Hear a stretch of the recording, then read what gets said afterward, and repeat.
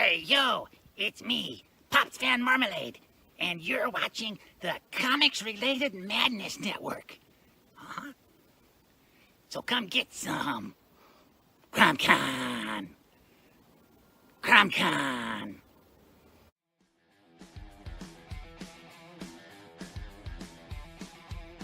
If you're a fan of comic books and comic book conventions, Daytona Beach Comic Con needs to be on your list of must-attend events. It's a show that actually focuses on comic books. Imagine that! This year's event is happening on Saturday, September the 6th, and Sunday, September the 7th. Silverline creators will be there, so we'll see you at the show. There's a new convention in town, and it's sure to be mega fun without the mega expense. Comics, toys, collectibles, pop culture. ShadowCon, Saturday, February 1st, 2025 in Orlando, Florida. Silverline creators will be there, so we'll see you at the show. If you find yourself in the Orlando area, and let's be honest, doesn't everyone come to Orlando for the House of Mouse? Head over to Coliseum of Comics to get your comic book fix. Be sure to check out their location on East Colonial Drive, where they carry a wide selection of independent comics, including Silverline books. Stop by and don't forget to tell them Silverline sent you.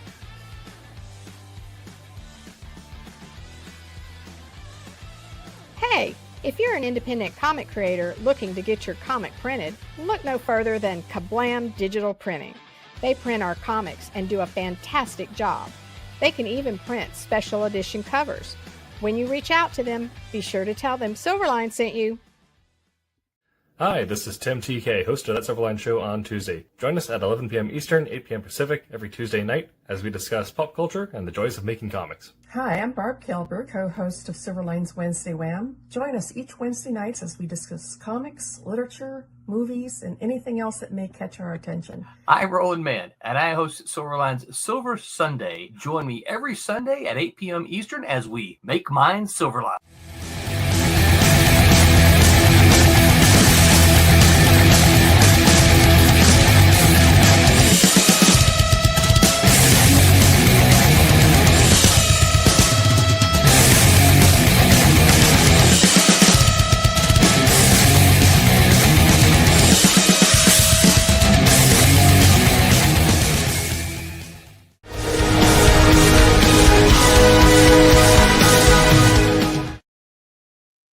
Hello, Internet, and welcome back to That Silverline Show on Tuesday. I'm your host, Tim TK, and I'm joined as always by Jose Fuentes. Hello, everybody. Ron Fortier. Howdy. And David Rios. Hello. And tonight we're going to be talking about creating good character moments. I think it's supposed to be great character moments, but I don't know. Maybe I put an encounter wrong. Yes, how do you as a creative team create a moment for your characters to stand out and become memorable, larger than life, a reason for your readers to keep on reading issue after issue? But before we get into all that, a little bit of housekeeping. I have to congratulate Ron on Hamlet's End. Good job, Ron. Yes. Good And job. Zane. Oh yeah. Yeah. Crazy. Last week, end of the campaign. Went to bed Thursday night, still needing about $1,300 to reach the goal and, finish everything up. And obviously, it's like, come on, with the crowded market that Kickstarter is these days, right? Sure enough, wake up Friday morning, I'm sitting there and grab my cell phone, pick it up, just glance at it, and there's Zane going, "Hey, we did it, it's done, blah, blah, blah." In the last 6 hours of the campaign, we got in over $1,300. It's just, Zane and I are getting together in a couple days, and he obviously he ran the campaign, so he has a list of contributors or whatever. But hey, for everybody out there, especially those last minute contributors, thanks so much. I mean, it blows your mind sometimes. Okay, really, really appreciative. It means a lot to both of us. This is a project that was really, really dear to us, and now we're going to get it out there. Want to remind people too at the same time that now that the campaign's successful, it's going to be up for a while where we can still get, contributions, and hopefully that will happen because more contributions obviously lead to other level rewards, but at the same time will help us make it a full color comic, which is something that I am personally pushing for. Zane's work is beautiful in black and white. It's gorgeous, but man, when you see the coloring job he's done on some of the sample pages, this thing just begs for color. Absolutely. I'm super stoked to see when I get my issue and what all stretch goals we can hit with it. But yeah, I think I'll hold back to Hamlet's end. I found that in indie comics in particular, there is quite a bit of last-minute angel backers in just about any space, which has been sometimes stressful, but it's always interesting to watch how intently you get those last 10 people. Stressful is an understatement, Tim. Yeah. Stressful is a definite understatement. Believe me. All right. Yeah, where the logic is, I have no clue of waiting till the last minute whether they want to see what the overall fan reaction is, and how well we did in those first what was up for months, so in the first 20 some odd days. All right. Yeah. But again, I'm not questioning this at all. All right. It's basically these people were kind, they were generous, and again, we owe them a great deal. So hopefully, when the book is out, and I don't have a specific date, but I think Zane's hoping to have it all wrapped up by the end of this month, and hopefully March, April, sometimes in April, to ship out copies to all our supporters. So again, really going to be anxious to get that into all our friends' hands, and again, after that, get their feedback and see what they thought. Absolutely. But yeah, so we will be following that and the developments in the coming weeks, months thereon. No other housekeeping at the moment other than keep an eye out on the Silverline Instagram if you are a Diamond distributor to see our Diamond code for Divinity and all that good stuff. Anyway, tonight's topic, creating great character moments. This is probably something that might be a little writer heavy for Ron and I, but I think when you cut to comics, because it is such a visual medium, some of these great character moments are also just as driven by the visuals, the expressions you can put on the characters, especially now with the amount of detail you get when someone works entirely digital in something, because you have the ability to blow it up and work on a bigger thing before you get down to a panel. You no longer have the days of the classic panel of the straight lines Iron Man pointing to Captain America saying what you need is some solid dick, Cap. Remember that panel? That was that became mean very quickly, but now we have some moments. The thing with comics is that again, and I think this is the one place where we can talk about this and bring in Dave and Jose. What I have found, obviously, in writing scripts, is to hopefully make them accessible to whatever artist I'm working with the art team, all right, and to have some leeway in allowing them to, contribute, create characters, whatever. But here's the thing: years ago, I wrote a science fiction series, and basically the concept was I had the primary characters defined, all right, aliens that invaded the Earth and taken over the Earth and whatever, and humankind was fighting back, and you had all these kind of rebel things and groups and whatever. And so my chief main characters were the leader of the rebel group, his girlfriend, and some Dr. Shrink or whatever who was helping out, creating all these scientific weapons to fight the aliens. But at the same time, I wanted a team. So in writing the script, that first issue, I literally put in basically, in describing the setup when the team comes into action, I basically told the artist, he's going to have at least another 5 or 6 guys and gals on the team fighting the aliens with ray guns and shotguns and whatever. So give me some unique figures, some unique characters, create them. Give me something, all right? And so basically he does just that. I mean, he just uses his imagination. This was Paul Pelletier before he, got discovered and became a pro. And Paul gave me like 5 or 6 unique individualist characters. And watching him just, draw the combat sequence and whatever enabled me to look at these characters and go, okay, this is a cool guy. All right. I mean, what would his name be? All right. And blah, blah, blah. And I'm like re-editing the script. And literally Paul's helping me by creating visual characters that I'm now defining and giving personalities to. As it turns out, as we kept doing the series, they became richer to the whole series and added so much weight to it. So it's one thing for you and I, Tim, to write a scene, write characters, and try to develop their personalities and create moments where they stand out. But trust me, in the comic book media, the artist is just as valuable in making that happen. Yeah. I mean, this is probably something that I know Jose will probably have some opinions on this particular reference, but one of my favorite character moments recently, character interactions, has been in Original Sin, Iron Man versus Hulk.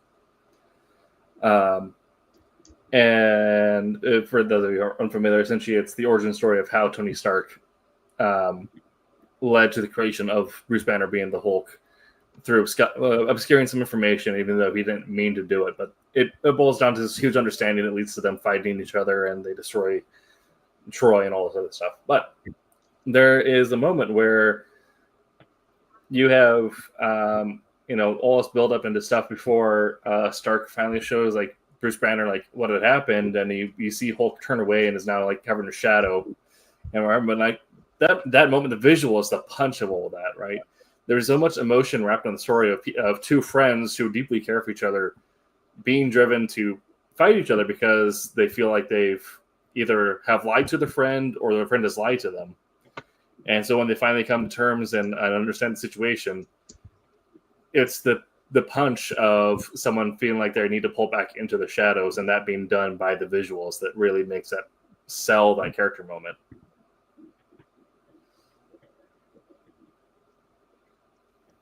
I say that because I know Jose and I have talked about Original Sin before. Yeah. In writing characters, I mean, the baseline always should be to make them as believable as you can make them. All right. I mean, as realistic as real people, with real emotions and personalities and whatever. And then you set up the sequence and the scenes and the action, the plot, et cetera, et cetera. But always hanging on to the fact that they're real people and basically letting them at times take you to places where you didn't intend early on in the script, all right, because their personalities get developed to a point where you have to follow along with that lead, because again, it's like basically, if you create a character and you develop them over a period of issues to be one thing, you just can't start a new issue and have them totally do a 180, be something else. So sometimes a writer can box themselves into a corner and say, well, I wanted this to happen, but it's not his personality. It's not her personality. Mm-hmm. So now it's a case of, okay, so free reins. Where's this character going to take me? I still want to do that sequence, but how is it going to play out? Because I want this character to be believable. And that's when you start getting the depth of those characters. That's when they start coming alive to you and being real to you. All right. I mean, past experiences to me, and I was thinking about this week since, I knew what our theme was going to be tonight. And I was thinking back on all the stories I've written, all the comic scripts, and what stood out to me as far as moments where I hope I brought the characterization to another level that the readers appreciated. All right. And there were a couple of them.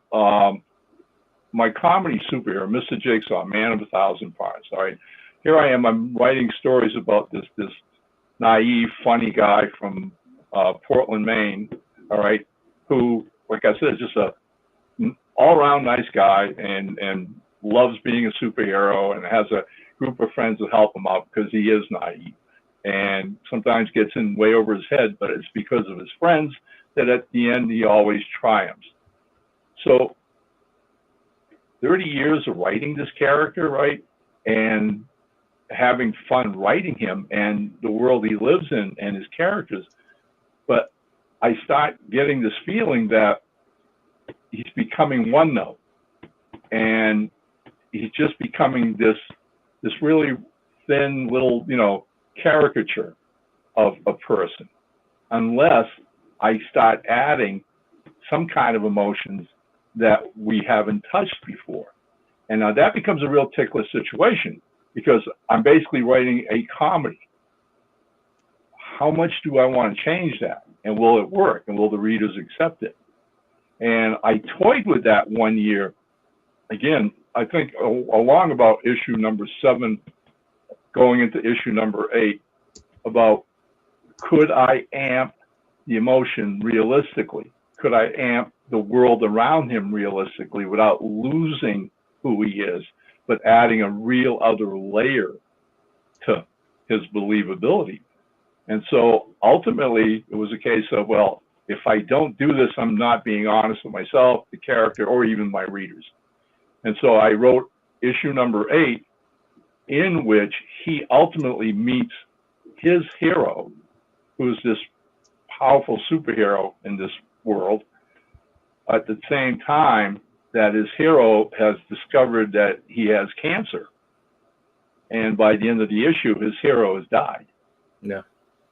And literally, the effect of that in the development of Charlie Grant, Mr. Jigsaw, was huge. All right, it's just amazing. Again, like I said, it was walking a tightrope, but people who read the issue were like blown away.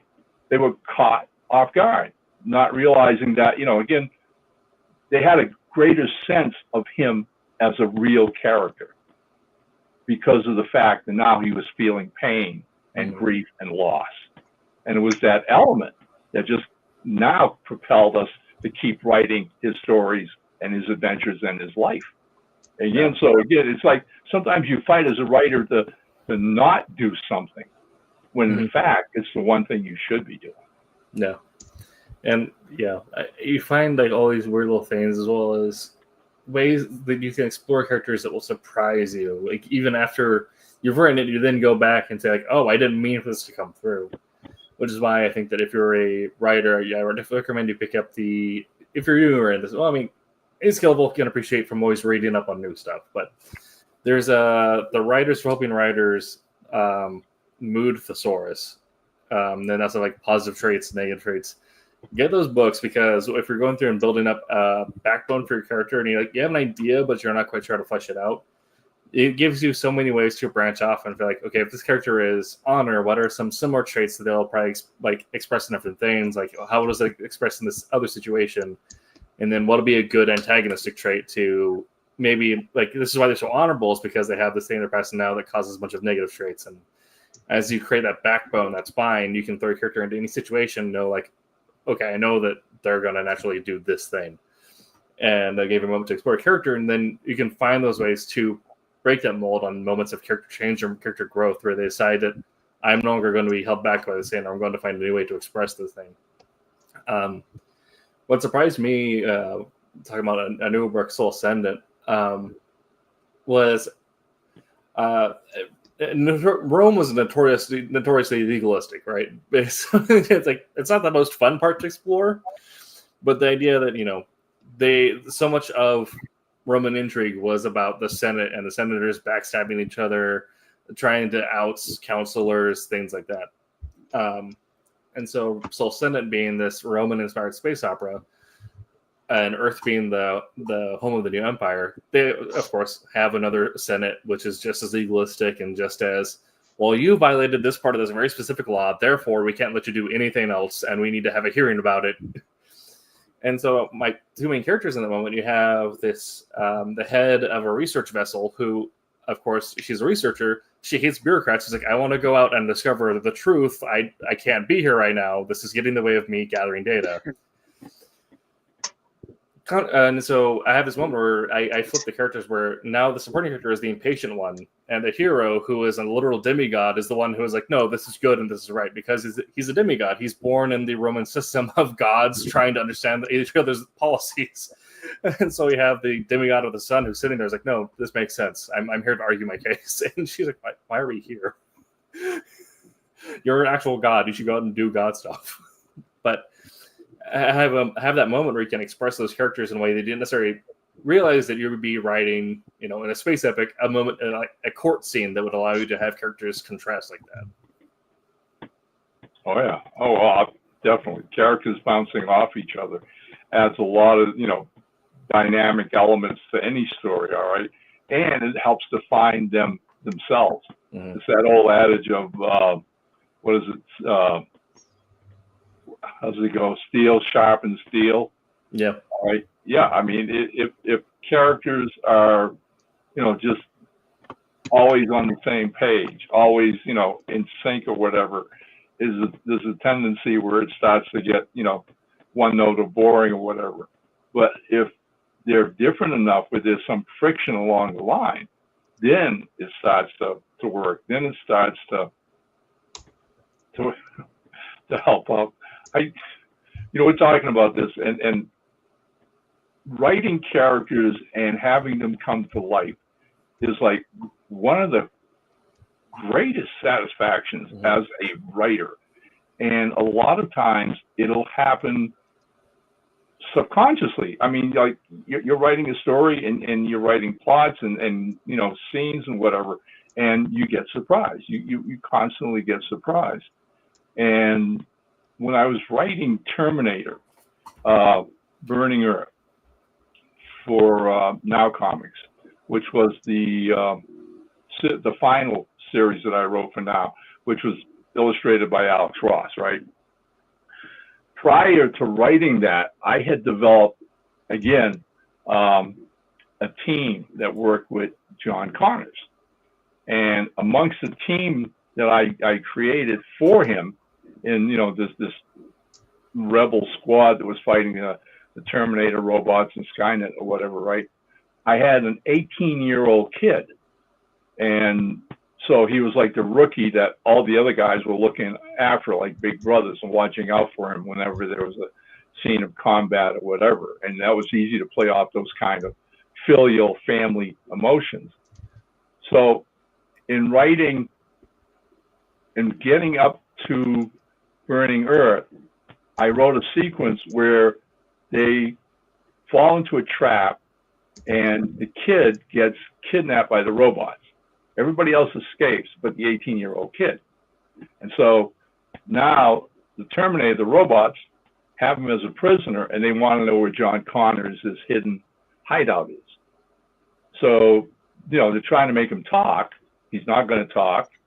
And ultimately, I'm thinking, well, okay, so these are, soulless, mindless robots. They're going to torture him.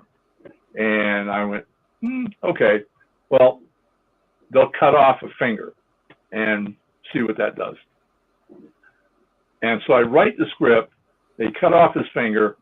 I switch to something else. I wrap up the issue. And my wife, Valerie's my first reader. So after I finish it, I take the pages, go over and hand her the script and say, here it is, see what you think of it.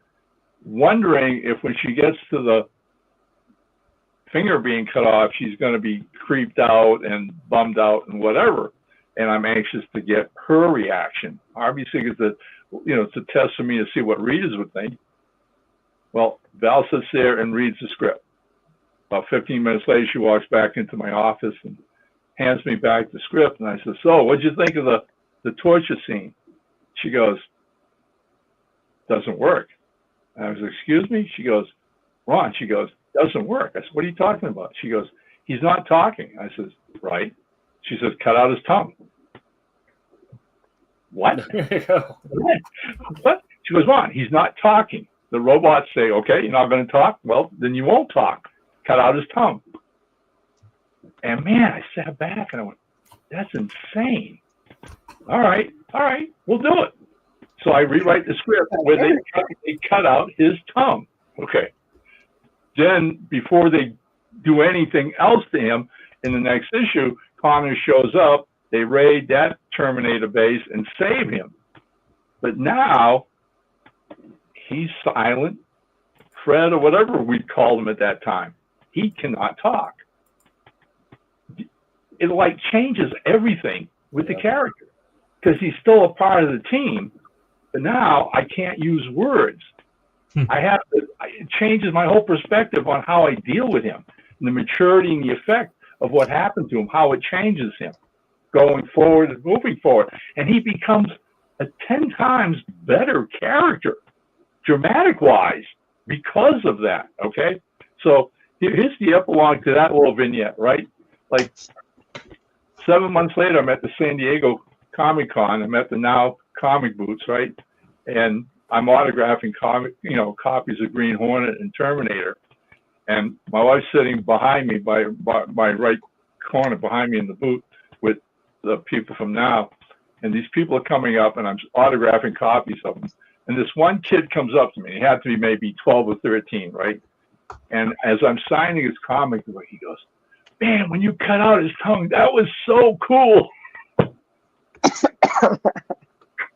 I turn around and look, and my wife is like just sitting there with this Cheshire grin on her face, right? So where do these moments come from? I mean, it's a grab bag, all right. Mm-hmm. But again, like I started, with this discussion, I think it all hinges on how real do you want to make your characters, right? Because I mean, anybody can write any kind of a comic book and just fall back on the traditional tropes. Mm-hmm. You can have the hero who's stalwart, good guy, never makes a mistake, right? Or the dastardly villain, or this or that, or the love interest, or whatever. And those are all familiar tropes, but at the same time, they're all safety nets, right? That don't challenge you as a creator. Mm-hmm. Right? I mean, literally, all you're going to be doing is regurgitating the same pablum, right? Story after story, issue after issue, issue after issue. All right. And so the real challenge is to make your characters fit those molds. Don't get me wrong. You still need heroes. You still need villains. But how do you make them stand out? And how do you make them so real that your readers feel for them? All right, and get upset when you do things to them. Another little vignette that you'll appreciate a great deal. Another little incident coming out of a convention one time where one of the guests was Marv Wolfman, along about the same time that he and George Perez were doing Teen Titans for DC, which arguably in those years was like one of their best-selling series ever. It was a great comic series. So my wife and I are out to dinner that night at the con at this hotel restaurant near the convention hall, and we come out, and who happens to be walking in front of us but Marv and a friend of his. And it's a nice summer night, and we're walking like maybe 10 feet behind them, and not eavesdropping, and I can hear their conversation to the point where at one point Marv's friend says to him, man, he says, I can't believe the following Teen Titans has. He goes, boy, you're really, really giving the fans what they want, right? And Marv starts to laugh and goes, oh no. He goes, we give them exactly what they don't want. Yeah. Right. And it stopped me dead in my tracks. And then I got the reverse psychology. He goes, oh no. He says, once we start seeing they have a favorite character, he says, we dump so much shit on that character, and then they get all upset with us, and we get all this mail and this and that. Yeah. So sometimes it's like, hey, give them exactly what they don't want. Right. No, absolutely. I think Kind of going back to your point about how real do you want your characters to be? I think and making your characters full outside of the normal tropes. I think that's why in Wolf Hunter, why I made, and there's a couple reasons why I made Willard both physically and sort of like physically disabled as well as having severe PTSD is because those are traits that they do exist in a certain extent, but you don't necessarily see them in different lights. It's like, obviously, the Punisher has severe PTSD. However, it's not a relatable experience for most people with PTSD to then go out and start hunting on the mafia. But I wanted to make him a character that there's so much in World 2 about people who still did amazing feats, even after losing a limb or going to hell and back. And one of the parts that I wanted to have him, if you take a round from a Mr. Schmidt's auto cannons while in a dogfight, if it hits you in the knee, your knee's exploded and you're losing that leg. And so that's just a realistic thing to happen. But also that is a result of so many things that happened in that dogfight. So now he's a character who has lost his leg and has to rely on a prosthetic at the time, which are not great. And how many characters are there for vets to have prosthetic legs to look at and look when they see that character, say, like, I know that experience is like, or I can see myself in that character. So I wanted to make someone who kind of hits that point of being someone that, if you've gone through an experience like that, you can finally see yourself in a hero who is actually doing heroic things. But then his PTSD, it doesn't necessarily mean that he questions his own judgment, because he's always of the thought that, like, I made the right call, I saved my guys, that's what I'm supposed to do, that's my job. But he now questions his physical ability because he's always like, could I have been faster? Could I have juked after I had done this maneuver? Could I have done something? So that's where the question comes. It's this moment of internalized PTSD, where it's completely driven at his own core. Which is, I had a friend when I was first writing the treaty for this, who is a Marine Raider, and that was kind of his experience with it. Is that he had made a judgment call while out on the field, got his guys out, but people got injured, and his own thought was, okay, I made the right decision, but could I have been faster myself? Could I have done something? Why wasn't I able to stop the fighting and get everyone out at the same time? So it's that kind of experience I wanted to have reflected in a character, which I don't think you would find in other necessarily like war hero characters, like war story characters that are actively still fighting that war. And I want to have that moment of, you can have all these things and you can have these experiences, but still be in a position where people trust you because your intellect is good, because you do have good decision making, and you can still go out and make a difference.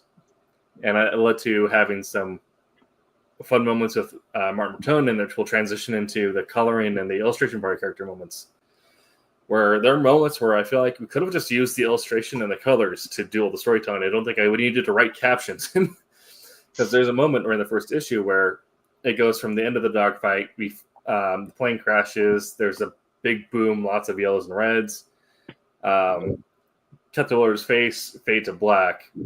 Come back to Willard now laying on a surface he can't make out detail, but it's a punch of red. Then it fades to orange, and then it fades to him in the shadows in the hospital.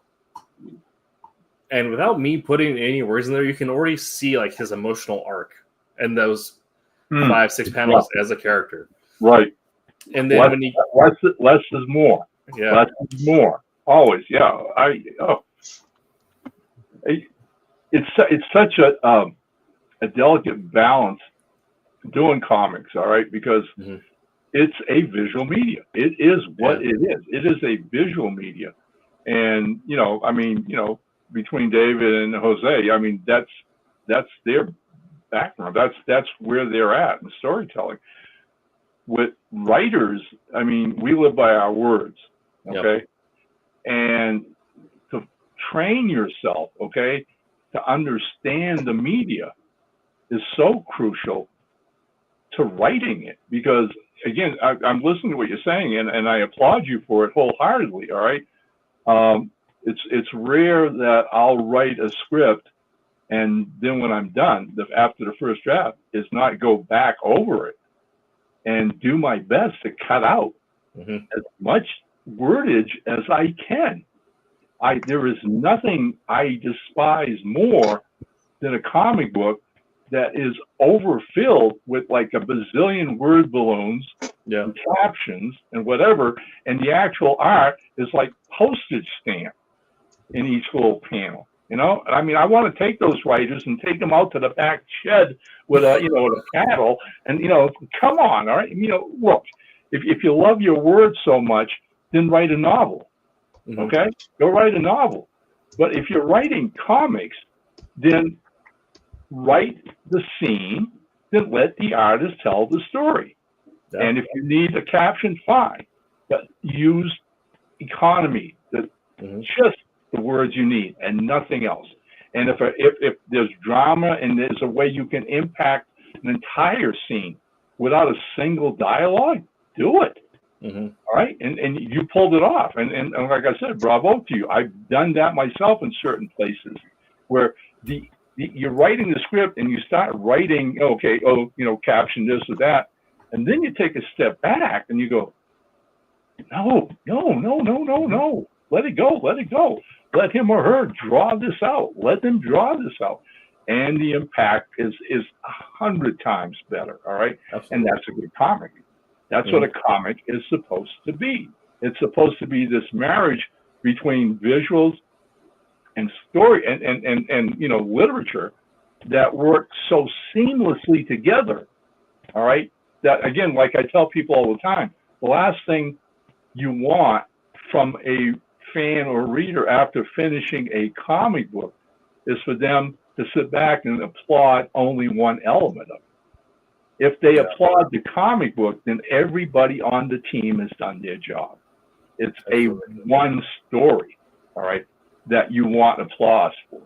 You, the artist, the letterer, the colorist, working as a team. And honestly, that's not an easy thing to do. It's a talent, all right? It really is a gift. Over the years, I've had the opportunity to work with different artists from different venues. There was a gentleman from Florida who taught art in a college, right? And he was a painter and gifted artist. He could probably draw anything, could paint like there was no tomorrow, whatever. And when we ran into each other at Dragon Con in Atlanta, he was like, "Oh, I've always wanted to do comics. I've always wanted to do comics." So before we left, we exchanged information. I told him, well, I'd send him an 8-page script, a little horror thing, right? And then, if he drew it and, it came out all right, we'd find somebody and publish it in an anthology.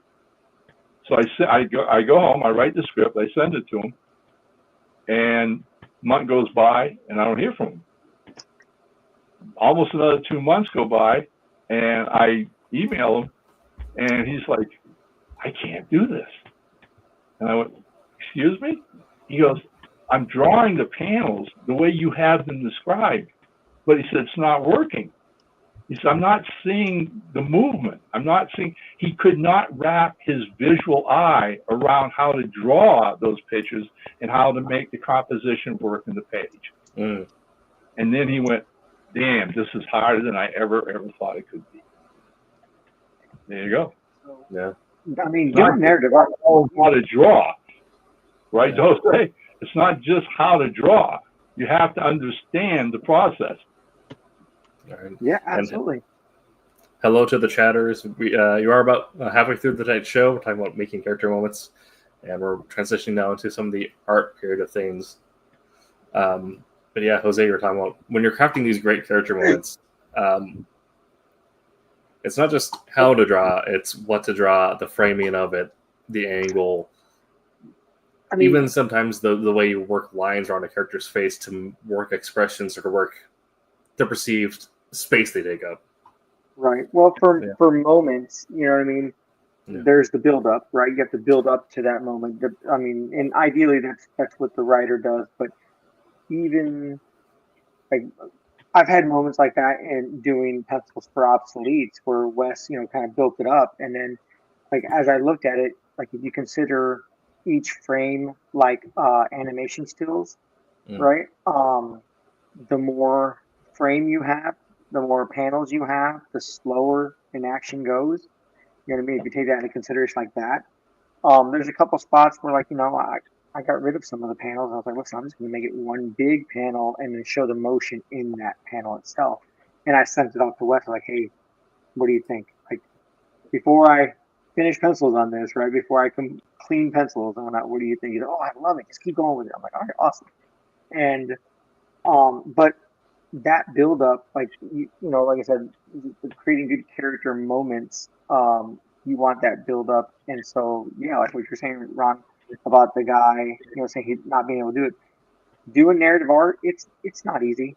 You know what I mean? It's for some people it might come easy. I mean, I think Pete, it just comes like naturally for him, but I kind of have to work at it. I mean, I digitally lay my roughs out and everything, but I wouldn't have known how to do it had I not gone to school for it. Had I not had professional people telling me, like, this is the process to get to that point. So it's not easy, but it's not doable, right? I mean, I just wanted to like cover that spot. But like character moments, I like the build up. I like, what I mean, getting to that point. If I know that at this end it's going to be, a massive fight or a massive just build of power and whatnot, I want to see that build up in the panels when I do it. I want to show like the angle that leads to it. You know what I mean? Artistically, and then for me, it's bold lines. Like the more bold lines I have in it, for that moment, to me, the more intense it seems. You know what I mean? The more intensity that I feel is added to it. Yeah. Like, and that's even before adding, any gray tones or inks and whatnot or any color. I would want that boldness to bring the what you're trying to convey, for that moment, for that character forward. Definitely. And then, Well, I mean, one of the things, again, and I could talk, comics the rest of my life and never get tired of it because I love the media so much, guys. The truth is, that synergy between the writer and the artist, right? Sometimes an artist will come to a writer with an idea, and they're seeing it visually. So one of the projects I'm currently working on right now is a modern day spy thriller called Gin and Tonic. All right, and this was brought to me by an artist now living in Florida named Cesar Feliciano. And when Cesar brought me the concept, basically got a hold of me and said, Ron, I've got this idea, but he said, I'm not a writer. And so he lays out the basic plot. The basic plot is two people, a Chinese boy and a Russian girl, are brought up as children by two evil organizations, right? It's the KGB in Russia, and in China, it's a martial arts Black Dragon Society. And both of them are brought up to be cold-blooded assassins. And then ultimately, their paths will cross, and things happen when they find out who they really are, and there's this switch, there's this epiphany, and then we launch into the second half of the story the way he wanted it to be, okay? They change their lives, in other words, and stop working for these bad organizations, all right? That's the basic plot. That's what he had, all right? So I like the idea, but I mean, it's a skeletal thing. It's basically a framework. There's just not a whole lot of meat to it. So I wrote up a longer proposal. I fleshed it out a lot more between who both these characters were, with some hint of their backgrounds, et cetera, and ended up with like 5 or 6 pages worth of, background material, laying out the concept. Sent it back to Cesar, and he absolutely loved it and said, you've got a handle on it. Please go ahead, start writing. Okay. So I start writing the first script, and as I'm writing the script, again, I have to come up with a backstory for them as children,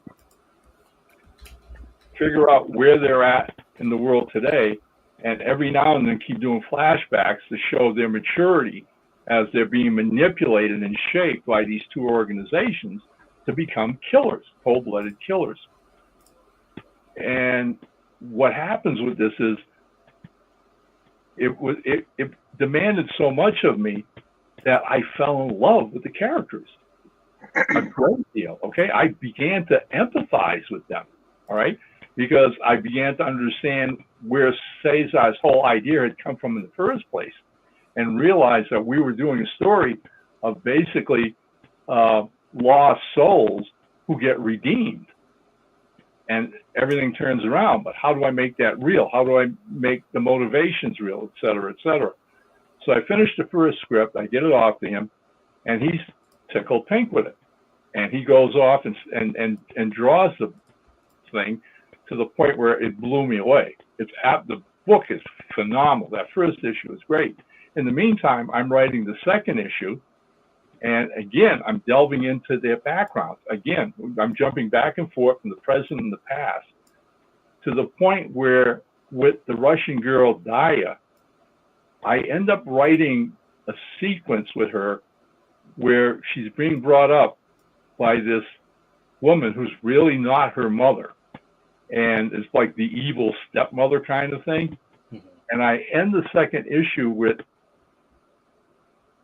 she's basically abusing this like 10-year-old little girl, and it ends with her basically being forced outside because she dirtied her school uniform, and her mother wants her to stand outside until she tells her she can come back in the house.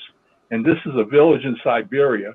It's below zero freezing, and Daya's standing there in a ripped little uniform, crying, the tears almost freezing on her cheek. And that's how issue 2 ends, all right? I mean, I have now invested so much of myself because of what Cesar had this wonky idea that was going to be an action thing, all right? But it's just become so much more for me. Well, again, like I said, he's so busy finishing up drawing issue number 1, he never looked at number 2, the script.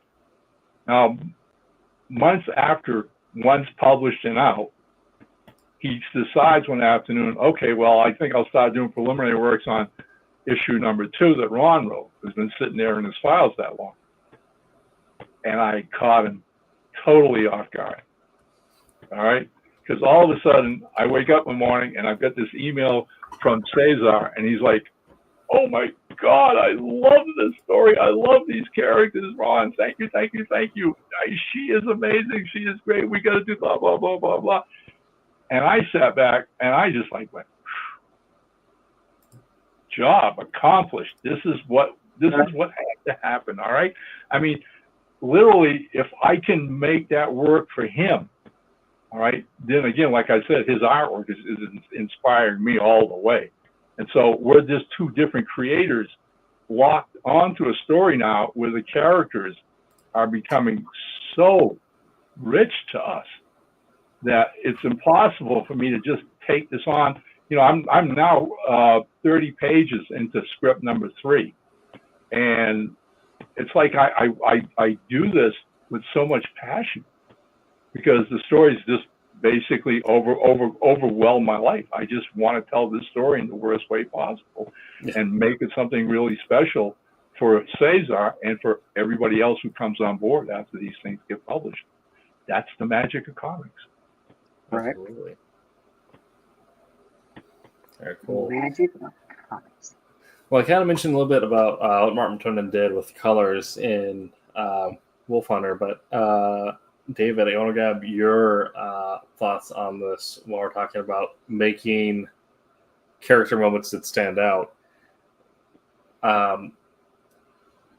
Obviously, like different, stories will call for different palettes or different ways of handling the coloring. But when you're having these moments where it is just focused on characters and maybe there is a moment of change or a moment of discovery or a moment of character-to-character connection that'll help make that character stand out to the reader, what might be some considerations you'd make when coloring?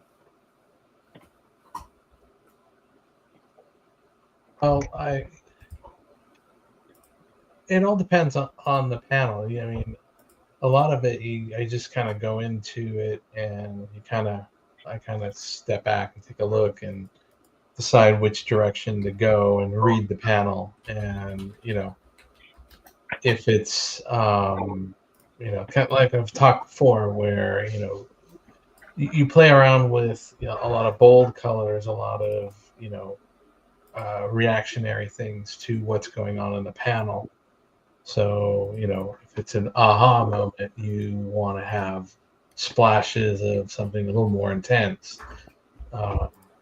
It's just more subtle, then, more muted colors, maybe darker and things like that, just kind of working up to it.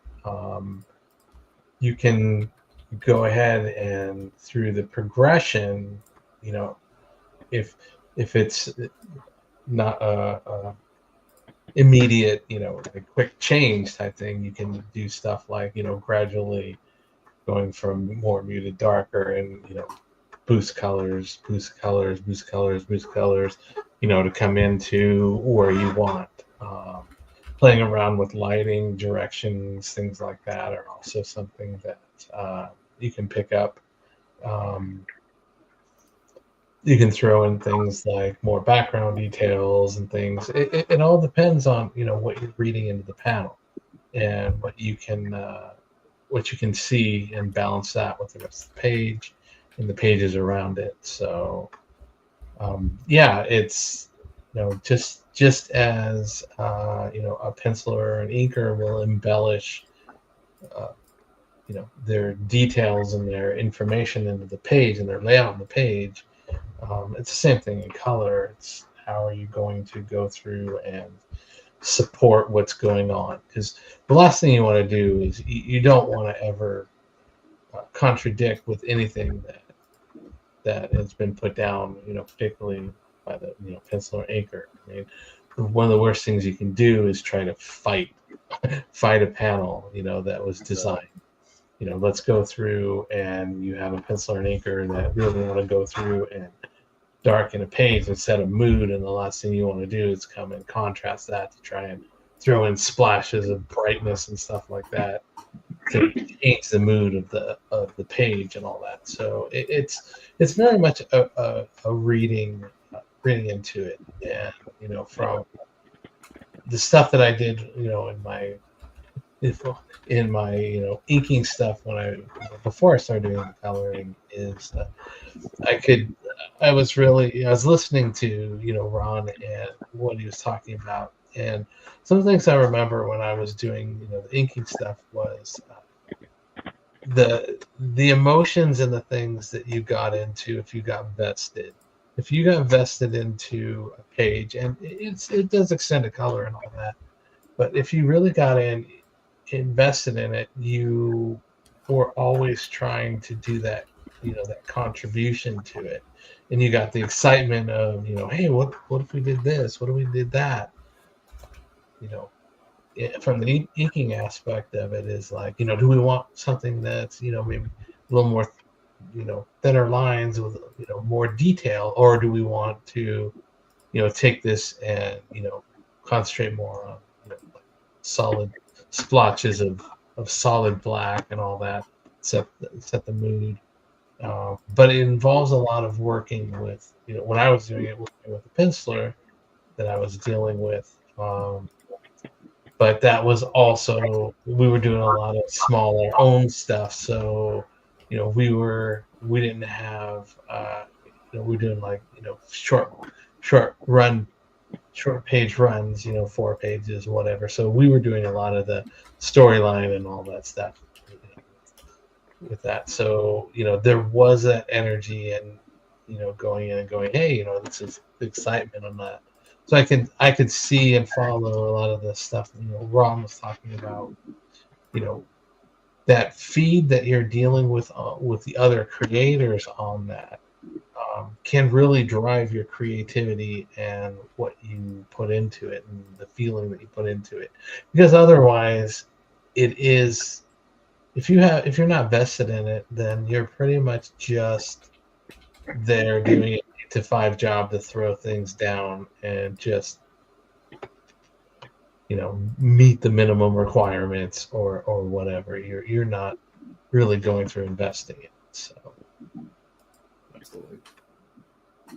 Yep. I mean, hey, like I said, if you're in love with your words and you want to, be a writer, and flowery words and poetry and whatever, then write a novel. Okay. And that has its own rewards. Now, I've written a few, and I've written tons of short stories, and that's fun. But it doesn't have that synergy of working with other creators and working with a team. You are by yourself, all right? And it's an arduous process sometimes to write, a 60,000, 80,000 word novel. Yeah. Because again, there's nobody lifting your weight. It's all on you, okay? And so my hat off to people who write novels. I mean, bravo, good for you, okay? And like I said, there's some damn good writers out there. But I mean, hey, I got this bug when I was a kid as far as comics. I learned to read from comics. I learned to appreciate storytelling from comics, and was blessed enough to end up living a life doing this, and it's been a joy. All right. I mean, the day it isn't fun, that's the day I'll stop. But Yeah. Right now, it's as much fun as the first stories I ever had published 50 years ago. That's cool. yeah, we realize, we talk about this many times, that this is not the industry to get rich in. we all know this. So you need to be invested on what you put into it and have fun doing it. Yes. Because the last thing you want to do is be that person that is just in it for a paycheck, because it's not gonna It's not gonna. Wrong. Paychecks are nice. Well, Paychecks are indeed lovely, but Hey, you can throw all the money you want at me, but yeah. nah, it's not. It's not why you do it. It's not why. Yes. I will say though, you need to have a passion for it, and I keep forgetting who said it. Might have been Steve Vai, who said that if you want to be successful in any creative industry, and this is kind of what we're talking about here, is that we do this because we're passionate about it, because we're telling stories because we want to have fun with it. And like Steve Vai said, is be successful in anything is you need to be passionate enough to achieve escape velocity. Well said. Yeah, because everyone. It actually makes real sense. Yeah.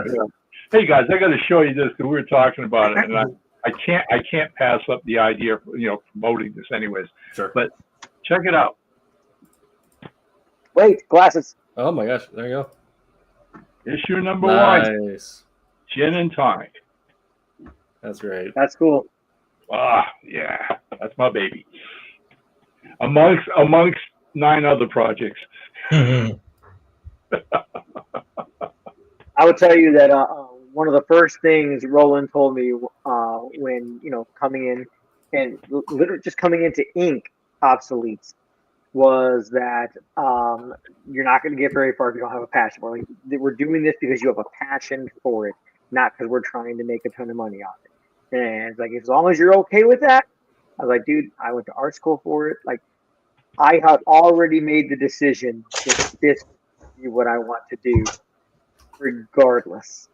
You know what I mean? And that is obviously a conversation I had to have with my wife to make sure that we were going to be on the same page about it. Because if you're not, then things kind of go haywire and things don't go the way you like. And so, like I said, talk to my wife, and she's like, "Is this what you want to do? Like, you went to school for this. Like, if you went to school for this, this is what you need to do." I'm like, all right, as long as we're on the same page.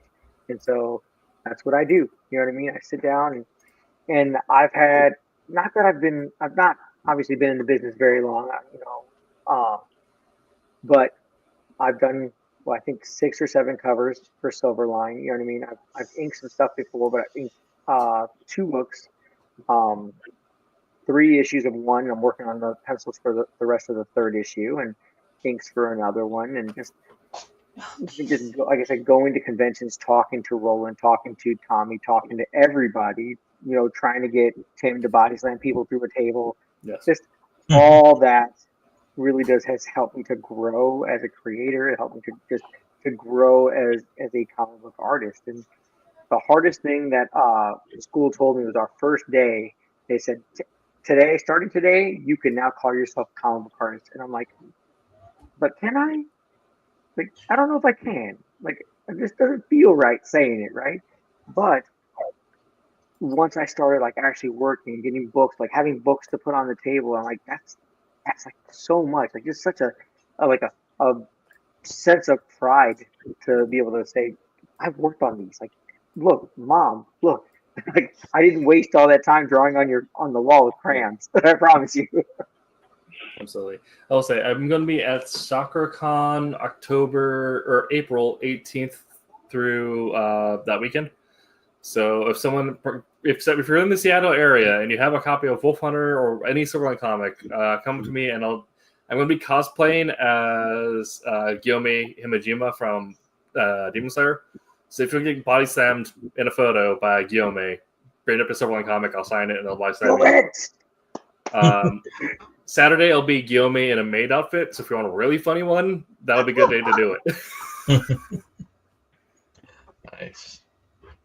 I was hoping, was it the last convention? I think the cosplay of the anime convention you went to, Tim. You sent us pictures. I was just afraid as I was flipping through the pictures to see you like just hoisting someone up in the air. I was like, "Hey, come on, please." Oh, I have to send you a TikTok video, but I had a video actually of a person cosplaying as Noir Spider-Man while he's cosplaying as Bachira from Blue Lock, and they were they're putting me in different strangleholds as I was trying to run away from them. That's awesome. Anyway. This has been That's a One Show on Tuesday. This has been talking about creating character moments. We'll be back next week talking about something we alluded to a little bit today, which is how to know when to create a silent panel and how to go about doing that. And for those who don't know, silent panel, of course, is one with no dialogue, no caption. You're just letting the art breathe. So as a writer, we'll be talking about pacing, and as the more illustrated minded of the show, they'll be talking about the actual technique that goes into making those panels pop and perhaps hit a little harder than the rest of the page around them. So, all right. We'll be about next week.